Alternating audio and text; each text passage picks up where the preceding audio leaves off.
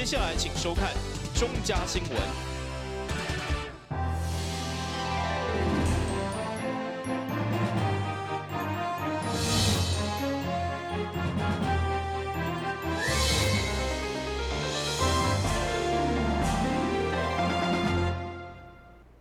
你好，是观众，欢迎收看6月13日中嘉台南电影新闻。全国农业金库原本只有伫嘉义甲高雄分行，不过现在因看好台南的经济快速成长，有庞大资金需求的商机，所以上午正式伫台南设立据点，包括中央甲地方各级的贵宾拢来祝贺，场面相当热烈。来自农委会农业金融局、台南市政府甲地方农会等贵宾的见证，全国农业金库台南分行伫龙狮坐镇，为伫北区的据点正式开幕，场面相当热烈。请用剪。祝福我们全国农业金库台南分行，我们今天正式开幕，也希望我们业绩长虹，一日红啦！据了解，目前农业金库伫全台，包括台南已经有6间分行，重点就是协助农协会信用部加强资金贷款效率，其中配合中央的新南向投资，经借出0.79到1.68的价额利息，目前已经吸引侪企业回流投资。行政院通过一个欢迎台商回国的投资那个行动方案。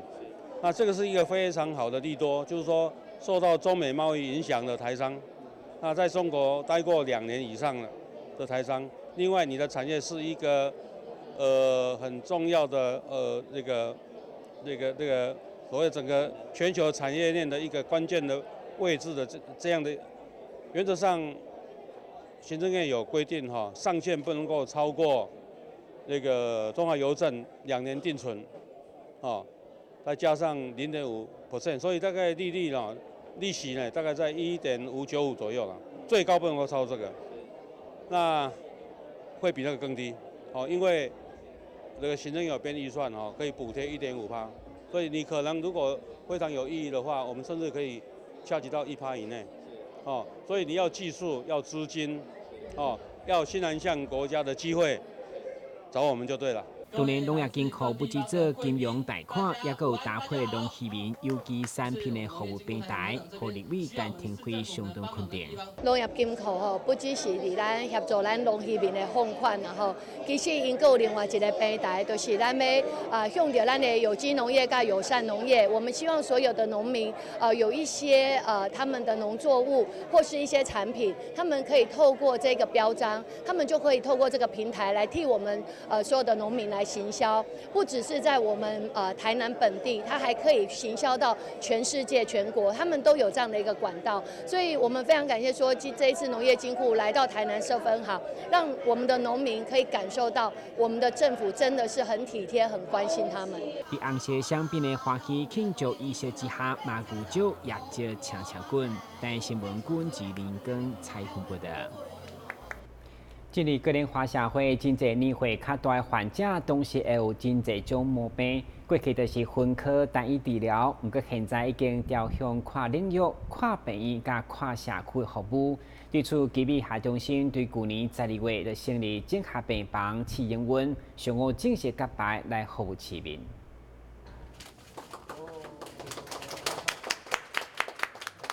伫院长邱中庆亲自主持揭牌启用之下，伫9楼的整合病房正式设立。目前总共会投入68层，以跨科别、跨病院甲跨社区的整合模式，提供完整连续性的医疗照护。院长强调，现在已经甲500间基层诊所合作，尽量降低转诊的磨合期。我们会在病人这个还没有出院之前呢，就安排这个出院的准备。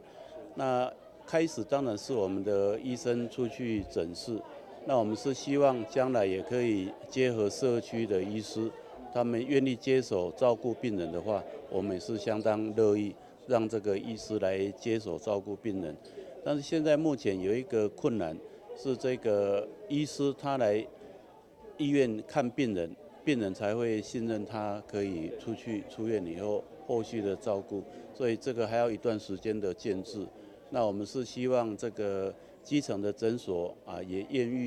愿意这个来承接我们出院以后的病人后续的照顾。其中来自大内患有肺炎、甲失智症等慢性病阿伯，即摆搭配行动平板电脑，伫厝内地当诊断开药之下完整照护，包括后续佫会协助交接互社区的长期照顾资源，互家属相当甘心。其实长期的病人不是只有叶先生啊，那些长期的病人其实都是这样，那其实都需要一些社会资源的帮忙。那我们帮他找一些适当的社会资源，那回去之后，那转接到那边的这个长照、人智照中心，那相关的一些资讯，那我们会帮他收集好病历，还有检查的东西，帮他送过去，那之后也不是就断线了，我们会留一张电话，那回去之后，假设如果有任何需要帮忙的，那我们会有一个追踪。目前我们有一个失智共照的一个小组啦，那也帮忙照顾这个患者。伫去年12月开始试营运的整合病房，伫甲牌营运以后，嘛正式迈向新的照护模式。但新闻军及林根采访报道。为了互原住民的好歌声，互更较侪人听到，但市民族事委员会特别举办扎哈姆之星歌唱比赛。该比赛其实对5月就开始伫全国的大专1号选拔，经过一关甲一关的比赛，一直拼到今年10月总决赛。而得到冠军嘛，将成为台南市民族事委员会代言人。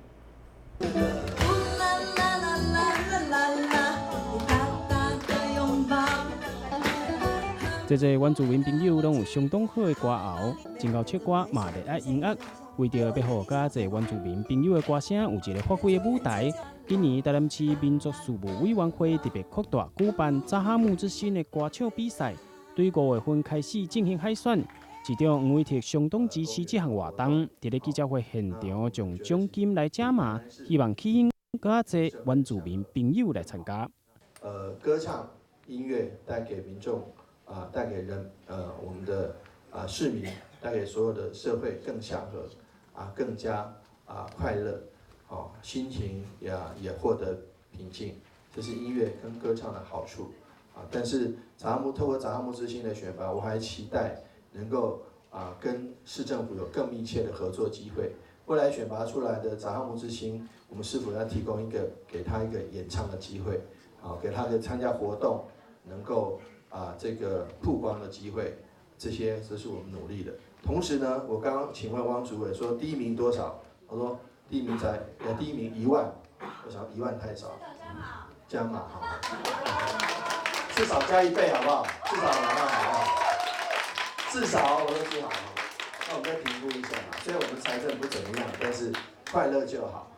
第一届扎哈姆之星歌唱比赛，台南市民族事务委员会特别用心，5月份就开始进行初赛。这场的比赛一直要比到10月份才要总决赛，所以要会得冠军，会当讲相当的不简单。那今年我们很特别，希望扩大对我们原住民喜好音乐，而且在音乐方面有兴趣的创作者呢，能够一起来共襄盛举。所以，我们今年开始来办所谓的扎哈姆之星的选拔。那我们这样的选拔的用意，就是要让我们所有的喜好音乐的我们所有原住民，能够在台南这个地方有发声的平台，而且让这样的歌声能够让我们所有的台南市民，甚至全国都听到我们原住民的好声音。那所以在我们今年的办理的办法，就是我们透过所有的大专院校来配合做我们的海选。这个海选呢，我们从我们5月就开始在进行了，非常的热络。所以今天的这记者会，我们看到前面几场办得很好，后面呢我们会连续在6月、7月、8月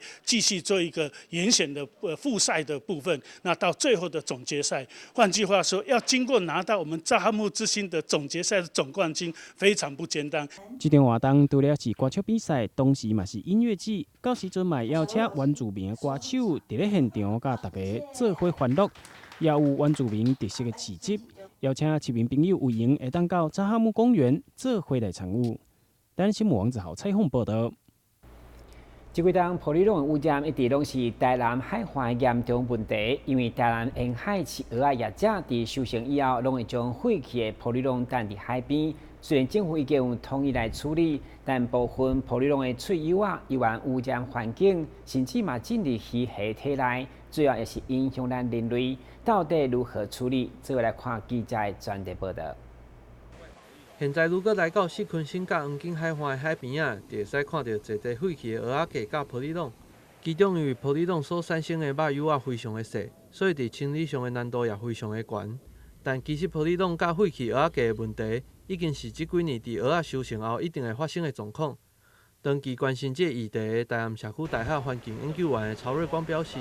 虽然政府强调每一年玻璃龙的回收率高达99%，但因为台南每一年的使用数量拢高达15万到20万，所以剩落来1%，对海岸的污染也是非常严重的。大概每年从4月份开始，我们的海边大概就会像我背后这个样子，堆满了很多的保丽龙。虽然市政府说他们现在有在做一些回收的机制，但是我们每年用掉了大概15万至20万个保丽龙。那这些保丽龙里面，就算你回收率达99%，那剩下的1%就足以让我们的海滩变成这样一塌糊涂。那这个过程中，其实还有很多在因使用所产生的微粒。这个根本没有能力处理，所以对于我们的海岸或者海洋生态，或者甚至人吃蚵仔的人来讲，这是一个很大的生态危机，然后也是一个很大的环境灾难。然后每年周而复始的发生，都无法解决这件事情。曹瑞光表示，养殖业者认为玻璃龙较少，但是后续的处理确实全民来负担，而且无法度处理清气。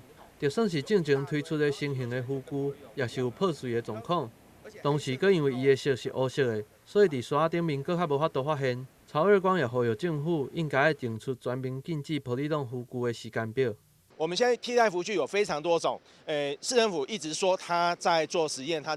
他从几年前做什么蓝色浮筒啊，然后什么外面有硬壳啊，到2-3年前开始推这个黑色套网啊，到今年又在推这一颗PP 发泡的啊，这个东西，但是我们发现。还是有非常多的科农不遵守，然后就任意弃置、任意丢弃出来。所以问题不在于说，好，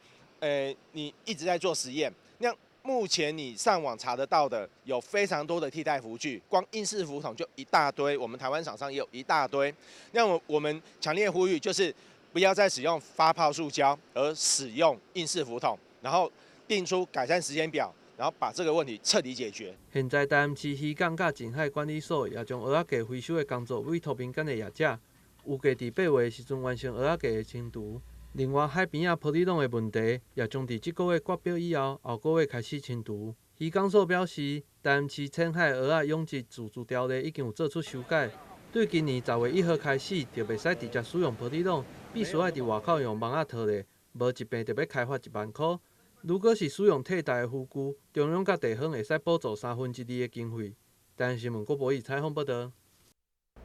先新闻一个马上登来新闻现场。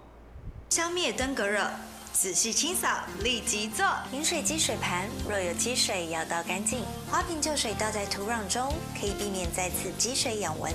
花瓶底部、盆栽底盘要常常刷洗，避免蚊卵附着。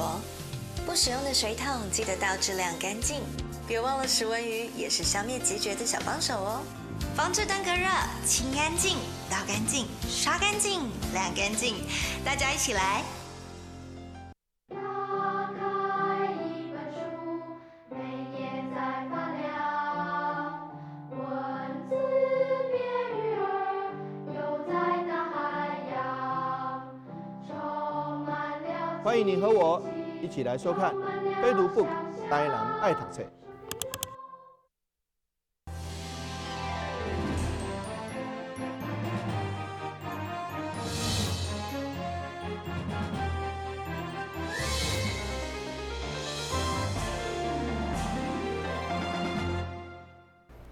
你知影现在巧克力除了黑色的、白色的、甲牛奶色以外，还有一种真特别的红宝石，已经伫2年前成为全球公认的第4种巧克力。即摆咱台南的知名饭店嘛正式引进到台湾，并且由专业的总铺师创制了7种粉红色的甜点，要先予台南的乡亲享受。新中伫咧巴西以及象牙海岸相当珍贵的红宝石可可豆。用伊内底果子肉所制作出来，即个无论是色泽或者是香气，拢相当吸引人的红宝石巧克力，这是全世界公认第4种的巧克力。这届知名饭店引进入来台南，就是要让府城的美食家抢先来品味。那我们这一次呢，加这一款全球第4款巧克力红宝石巧克力哦，由我们的西点主厨许玉兴特别研发了7款独特风味的甜点以及英式下午茶。那这一款这一系列，由于它的货源其实在台湾是第4站上市哦，刚开始，所以我们活动是从6月21号到7月20。那每一款呢，就是以限量的方式来供应大家，欢迎大家能够提前来做预定哦。那这款红宝石巧克力，它其实是在我们的黑巧克力、牛奶巧克力以及白巧克力发表上市之后的80年之后才正式发表，在2017年的7月。那它在2018年奥斯卡颁奖典礼的晚宴哦，它也是指定的一款甜点哦。那台湾呢，就是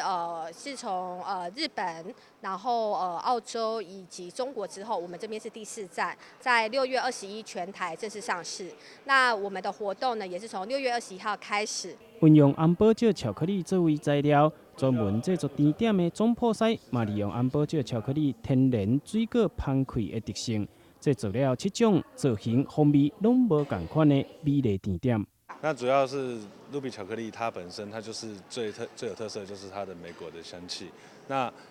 相对的，在运用做甜点的时候，运用的食材都不能太复杂，只能简单。所以我用的那个什么食材，就是以柑橘类，还有红色水果类，还有香草，以及鲜奶，还有鲜奶油，还有北海道的乳酪去做搭配。那做这样子的搭配，不但就是你可以吃得到很多层次的味道，露比巧克力的特色它也不会不见。这7种甜点拢是限量提供的。这届安宝石巧克力来到台南，相当的难得。想要吃的朋友，大家赶紧预约试滋味。台南新闻王子豪采访报道。为了让南部民众会当了解现在电信产业上新的资讯甲产品，由台湾区电信工会所举办的电信安全智慧巡回博览会，13、14号2天就伫台南登场。现场除了展示台湾专业的资讯系统，主办单位嘛伫现场安排关会，希望减做爱心。这摆由电信工会所举办的电信安全智慧巡回博览会，现场邀请34间厂商展示侪上新的科技产品，包括智慧停车、环境管理以及空气污染的监视系统等等。现场嘛来了侪相关厂商到场了解，希望将这的新产品推广出去，加强咱生活环境的利便。这摆将展出2天，接续嘛将伫7月11号、12号2天刷到台中举办。这一场的话，我们由我们月刊委员会来主办，5、6区来协办。那第一场已经在5月8号跟10号在南港世贸展览馆也举行完毕，非常成功。那在这里也预告，我们下个月7月份、11月11号跟12号在台中场也会举办类似这样的一个活动。那针对所有万物联网5G 时代的未来的来临，今天所展览的部分，当然从我们最生活化的应用都可以看到呈现，包括现在目前最夯的人脸辨识系统，还有一些未来5G 会应用到的一些支付，包括治安、国安的这些问题，都会在今天这个展览上会去呈现。其中这几档真热门透过面的辨识系统，现在嘛有用伫厝内防盗，有业者推出只要刷卡就当翕相记录，运用伫大楼就当有效加强安全，避免有心人士来大楼偷摕。同时嘛结合手机啊、平板，连开门拢会当透过手机啊控制。现在门口机都已经结合门禁刷卡的功能，那同时你在做刷卡的时候呢，它会有记录。不管是成功或是不成功，它会做一个拍照的动作。那你在刷的时候呢，它就同时做一个拍照的功能。那如果是错误就会错误。那这个时候它也会把这张照片就传到后台去做储存，所有的资料在那边就查询得到。会中主办单位嘛特别安排关会活动，希望邀请会员甲民众共同关会做爱心。这摆以200袋为目标，同时嘛准备侪纪念品送予关会民众，鼓励大家踊跃来响应。捐血一代，新闻吴国义采访报道。根据了解，巴肚加压力相关，包括连亚当都有可能产生对中的毛病。虽然对中较无严重，5档、10档卖差别嘛袂安怎，不过一旦压起来，甚至会有败血症。医生表示，目前已经有腹腔镜的手术，会当大大减轻痛痛，甲佮压起来比例。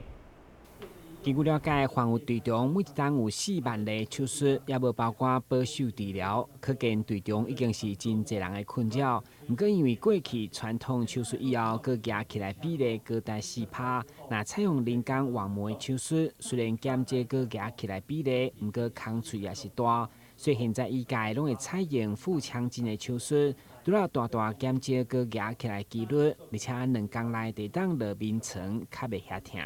目前针对这个双侧型的疝气或者是复发型的疝气，在以往传统的手术会比较困难处理。那目前本院引进的这个新的腹腔镜的治疗的方式的话，针对这种比较困难的双侧型的复发型的疝气，可以得到比较好的一个治疗的效果。那对病人来讲，术后的疼痛也比较少，那疤痕也比较小。那这个的优点是蛮明确的。那如果大家有需要的话，其实都可以到外科的门诊来做咨询。医生进一步表示，3天半以来，台南病已经成功完成47例，毋过嘛提醒巴肚曾经做过手术、做过电疗，或者是曾经破腹生产的女性，一旦有队中都无适合腹腔镜的手术，需要进一步评估处理。第一新闻阮志林跟采访报道。下面来关心详细天气变化。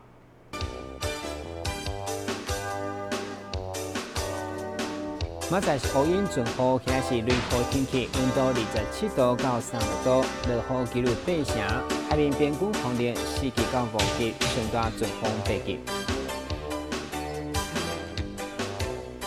感谢收看6月13日中间台南电视新闻，咱再会。